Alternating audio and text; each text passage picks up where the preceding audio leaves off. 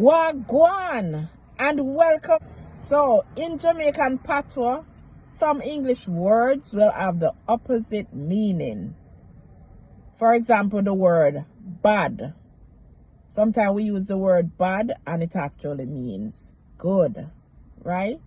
So, for example, we'll say, that car they're bad, meaning that car looks so good. Or someone might say, my youth, look on the house there. The house is bad.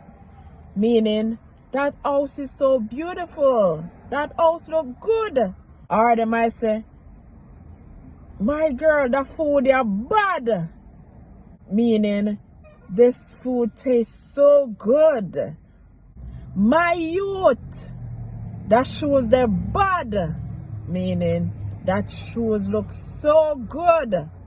Or a guy might say, I love that girl, they're bad. Meaning, I love that girl a lot.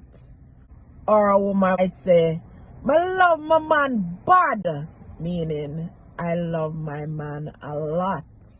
Or they might say, I love my mother bad.